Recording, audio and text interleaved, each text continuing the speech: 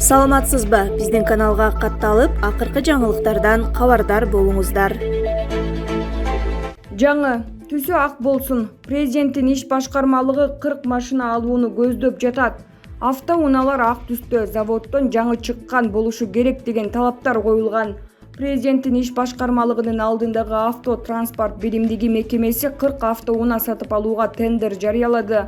Бул туурасында маалымат мамлекеттик сатып алуулар порталына 11 августта жүктөлдү.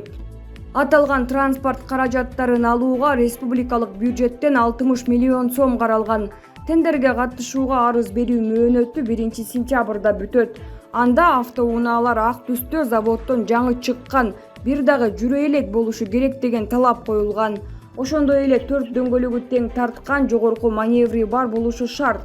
Президенттин иш башкармалыгы бул автокөлүктөр бардык типтеги жолдорго, анын ичинде шагыл жолдорго да колдонулаарын белгилеген. Бирок кыймылдаткычынын көлөмү 2500 куб сантиметрден ашпашы зарыл. Кошумча талап катары машиналар алып келингенден кийин техникалык көзөмөлдөн өтүп, коробкасынын жана кыймылдаткычынын майы толук, аккумулятору кубатталган болсун деп жазылат. Президенттин иш башкармалыгы сатып алууну көздөп жаткан 40 автоунааны эсептей келгенде ар бири 1,5 миллион сомго, 17,6 миң долларга айланууда. Булак Спутник чекиткейи. Кыргыз, казак, өзбектер биздин өлкөдө өзүн коопсуз сезеби? Илья Варламов орус чиновниктерин сындады.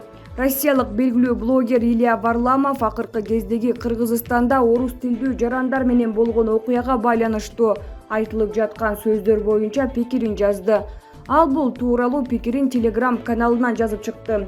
Ал нааразы болуп жаткан адамдар тез арада чара көрүүнү, орус калкын коргоону талап кылып жатканын белгилеп, ошол эле учурда Россиянын өзүндө жагдай кандай деген суроо салган.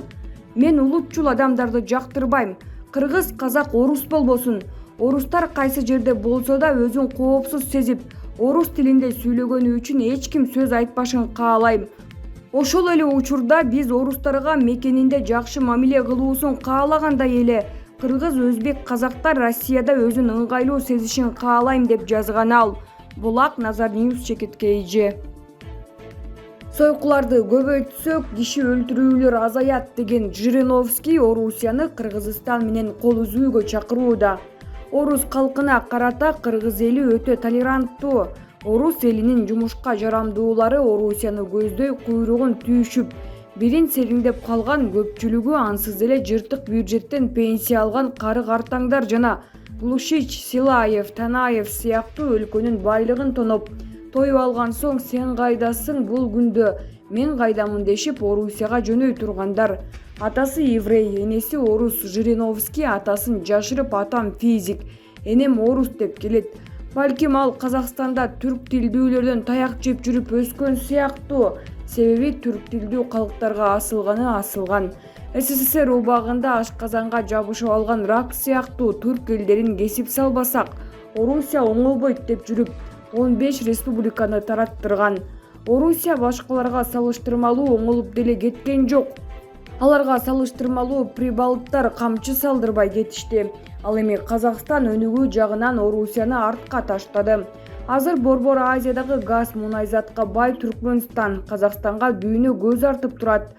Өзбекстан деле Шавкат Мирзиёев келгени кээ бирде Вашингтонго сапар тартып, Москванын көзүн кычыштырып жатат. Орустар кордук көрүп жатышат деп жалган жерден чуу салып, Владимир Жириновский Кыргызстан менен болгон мамилени үзүүнү талап кылып жатат. Жириновскийдин айтуусунда Кыргызстан Орусия менен дипломатиялык мамилелерди үзө турган болсо эле жашоосун токтотпойт. Негизи Жириновскийдин мындай сөзү улутчул скинхедтерге эле дем берет. Скинхедтер болсо Жириновскийге таянып алышып, өңү кара адамдарды көрүшсө эч суроо цопкутсуз сабап, кээде өлтүрүп да коюшат. Жакында Орусиядан качып келген бир мигранттын айткандары жарык көрдү. Орусиянын чоң шаары эсептелген Новосибирскиден качып келген. Анын айтымында мигрант болуп курулушта эмгектенип жатыптыр. Кээ бир бирге иштешкендери дайынсыз жок болуп кетчү экен. Мунун схемасы мындай тура. Скинхедтер кара баштууларды көрсө эле буту колунан талкалап сабап салышчу экен. Алар албетте жергиликтүү дарыгерлерге кайрылат да. Алар колу бутуна операция жасайбыз дешип наркоз сайышып, наркоз сайылып жаткан шоордуунун өпкө, жүрөгүн жана башка органдарын сатып жиберишип, операциядан турбай калды деп өлүктү моргко жөнөтүшчү экен. Мындай мыкаачыларды Орусиянын мыйзамдары да көтөрө албайт. Кокос Орусиянын мыйзамдуу бийликтеринин колуна түшсө, булар өз жазасын алаары бышык. Ушундай скинхедтерди колдогон Владимир Жириновский Кыргызстан менен болгон экономикалык мамилелерди токтотуп, Орусиянын Кыргызстандагы элчисин чакыртып алууну талап кылып жатат. Бул тууралуу маалыматтар ЛДПР партиясынын лидери Владимир Жириновский Telegram социалдык тармактагы каналына жазып чыкты. Кыргыз калькуляторду орус тилинде сүйлөгөн кассирдин бетине ыргытып жиберген. Шүмшүктөр орустарды бардык жерде басмырлап жатышат. Украинадан баштап Борбор Азиядагы орустар кордук көрүп жатышат. Биз канчага чейин чыдашыбыз керек? Биз эртең эле экономикалык мамилелерди үзүп, элчини чакыртып алабыз, деди Жирикең. Жириновскийдин айтканы бул популисттик, примитивдик билдирүү. Мындай пикирди Борбор Азия боюнча эксперт орус улутундагы Аркадий Дубнов билдирген. Бул жерде саясий боек басымдуулук кылат. Орусияда бир айдан кийин Думага жана парламенттик шайлоолор болоорун унутпашыбыз керек. Андыктан максатына оңой жетүүнү көздөгөндөр жана өзүн башкаларга эстетүүнү каалагандар жанданып баштады. Бул ксенофобиялык маанайда жүргөн эмгек мигранттарына каршы болгон, улуу державага болгон сагынычы бар орусиялыктардын добушун алуу үчүн болгон күрөш. Жириновский менен Володиндин айткандарын маргиналдардын сөзүнө теңейм жана бул популисттик, примитивдик билдирүү. Алар шайлоочу деп аталган ошол классты түзүп ага таянууда. Кошумчалай кетсек, Жириновский бул билдирүүсүн Бишкектеги балдар оюн зоок борборунда кардардын кызматкер кызды кыргызча билбегени үчүн эсептегич менен уруп жиберген окуяга байланыштуу жасаган. Орусиянын элчисин Кыргызстандан тез арада чакыртып алуу керек.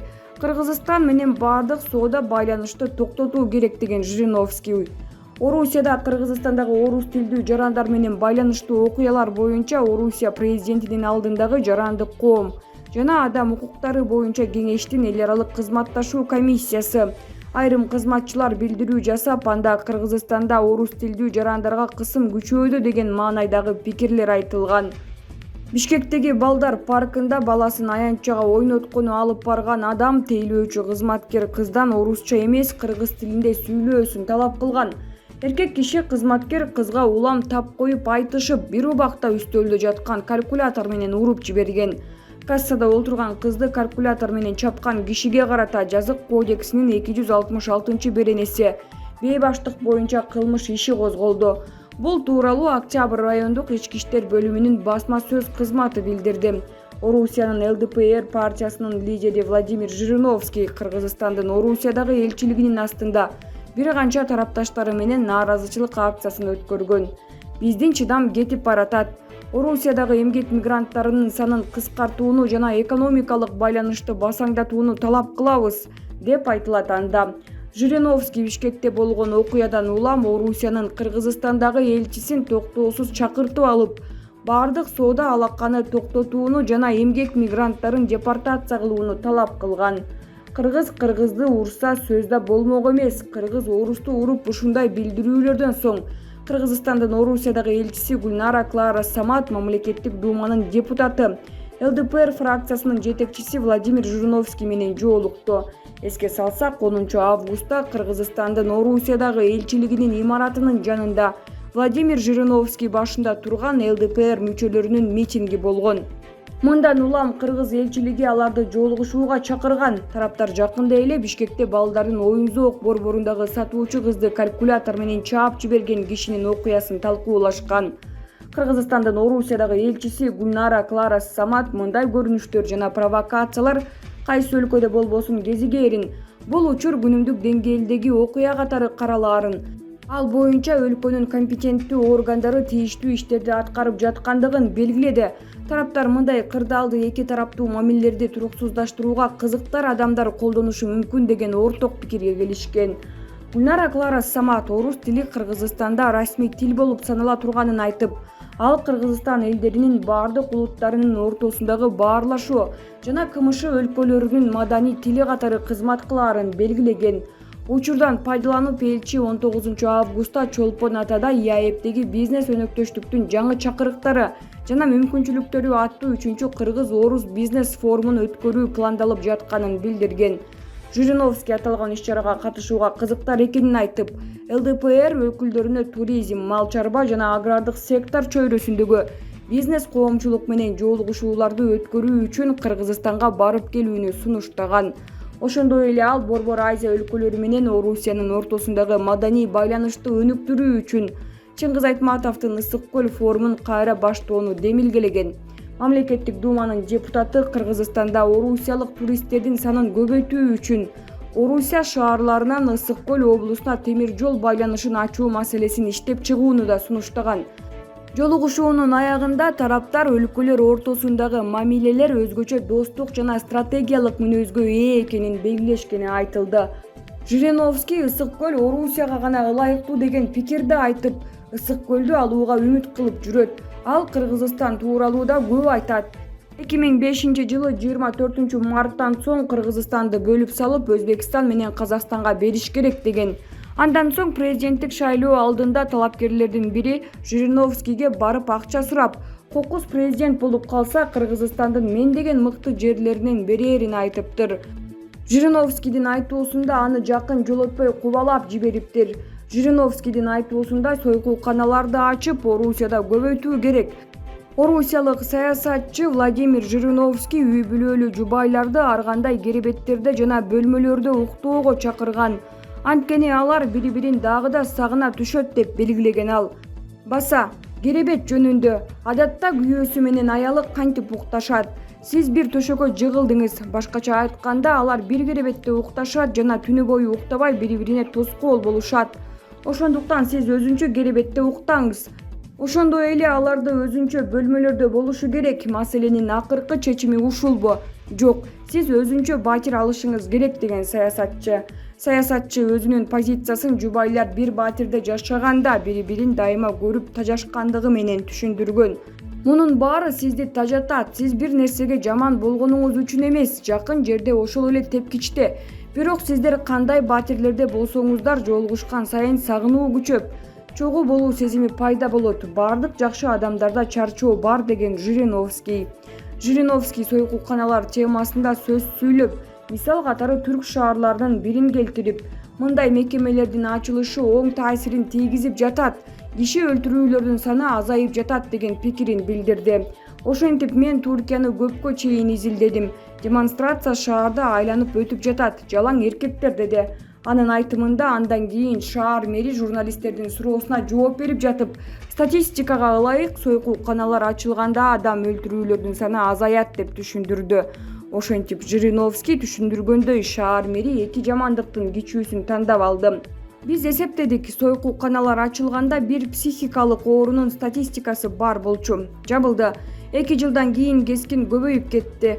Ошентип сойкулканаларды ачканыбыз жакшы, ошондо адам өлтүргөн жиндилер аз болот деген Жириновский. Булак Назар Ньюс чекит KG.